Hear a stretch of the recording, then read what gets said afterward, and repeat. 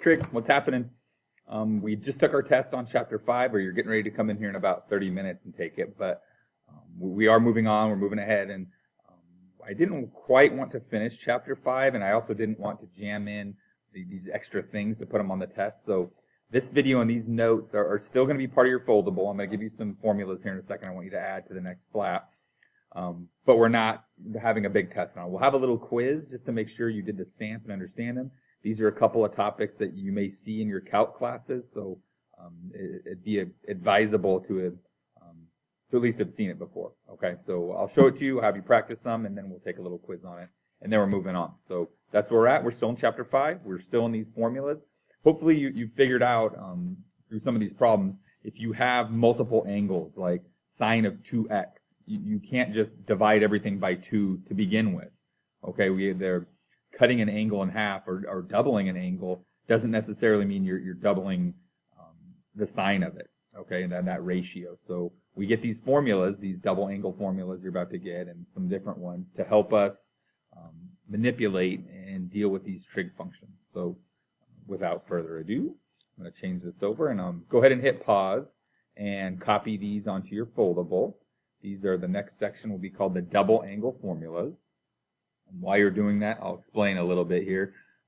Obviously, sine of 2u, we've actually dealt with that because we can consider it sine of u plus u. I had you do that on the test. I had you do that on some other worksheets and things. But now it's an official identity. It's something we can just do. We don't have to go through that process every time. Sine of 2u or 2x or 2 whatever is 2 times the sine of u times the cosine of u. There are 3 different versions for the cosine one. Okay, cosine of 2u can be this version if you happen to have both sines and cosines.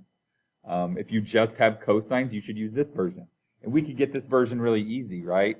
From up here, I could just say, well, sine squared is 1 minus cosine squared. One of those identities, the most popular one, and we could rearrange it. So this one's useful when you just have cosine. This one's useful, obviously, when you just have sine.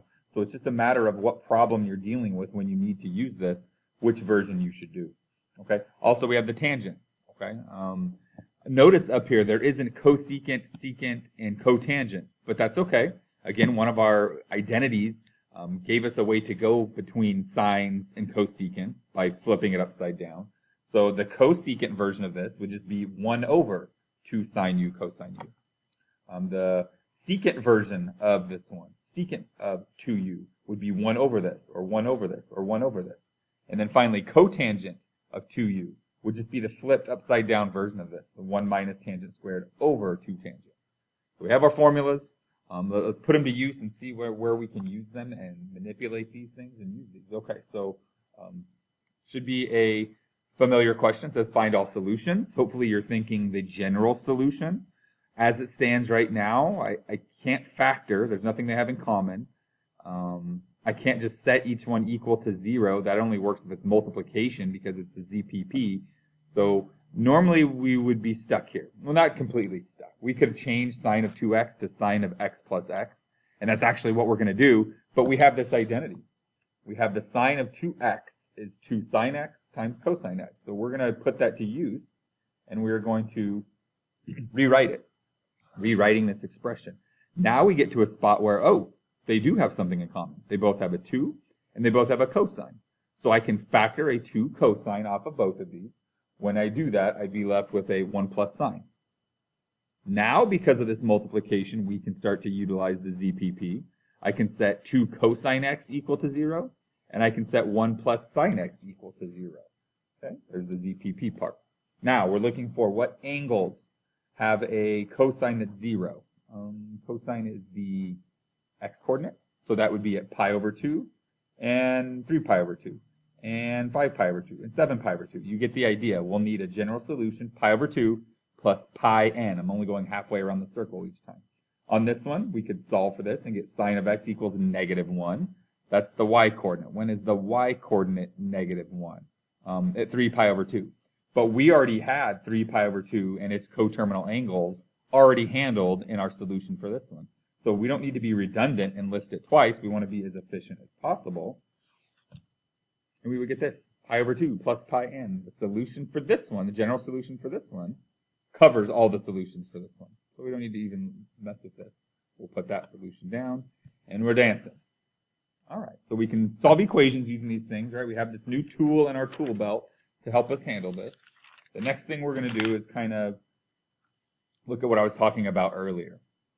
So I have my little triangle. I have some angle. I don't know what the angle is. That's okay. I want an exact value for what the sine of 2 times that angle would be. So notice, I can't just double each of these. If I make the angle bigger, if I make that A bigger, I'm changing that ratio, that 3:2 ratio that's sitting right there. So that's no good for us. We need to use a double angle formula and figure out what would happen if I doubled that angle. What would happen to the sine if I doubled that angle? Okay. Hopefully the first thing you're noticing, if I'm dealing with sine or cosine, or actually just sine and cosine, we're going to need the hypotenuse. All right, we're going to need sine is opposite over hypotenuse and adjacent over hypotenuse. So we should probably do the Pythagorean theorem. 9 plus 4 square rooted.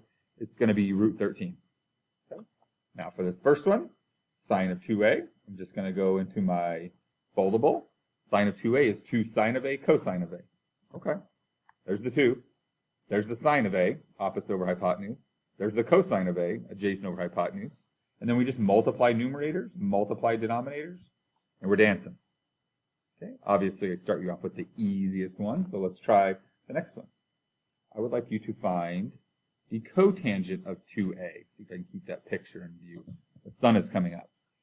Okay. Cotangent of 2a. I said this before. We actually don't have a formula per se for the cotangent of 2a, but we can always just flip the tangent of 2a upside down and use that one. Okay. To make that happen, it looks something like this. Okay. So cotangent of 2a is 1 over 2a. Flip what I have in the foldable. Now I have all these tangent of a's in here. That's good. The tangent of a is pretty easy for us. Tangent of a up here is opposite over adjacent. 3/2. All right, so wherever I see a tangent of a, I'm going to take it out and replace it with a 3/2. Quick reminder here, tangent squared a is actually the tangent of a squared, right? We just don't write it like that. But here when we start substituting values in here, we are going to write it like that. It actually is 3/2 tangent of a squared. Okay. Then we just have some algebra, arithmetic to clean up. 3/2 squared is 9/4.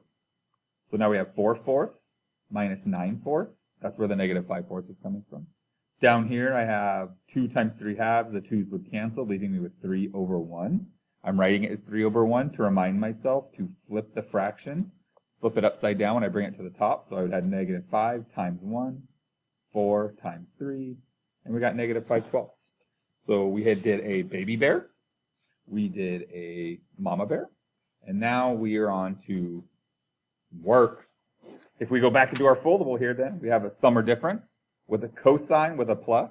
That would be cosine of this one, cosine of u, cosine of v, so cosine of 2a, another cosine of 2a, that's cosine squared 2a, minus, and then the sine of 2a times sine of 2a, sine squared of 2a.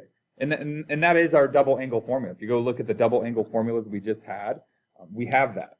So, if we want to go that route, we can go that route. Here is what I just got done talking about with sum or difference. I didn't write it out, but hopefully you can go back and try to follow my logic. But, cosine squared minus sine squared of 2a. Really, we just used that double angle formula again. Notice, I'm going to take you back to our foldable here. Cosine of 2u is cosine squared u, sine squared u. But I can double these. If this was a 4u, then these just all change to 2u's. If this was a 6u, then I could just change all of these to 3u's. This formula holds up as we change this argument, double whatever this argument is. That's why we call it the double angle formula. Okay, so we have this version.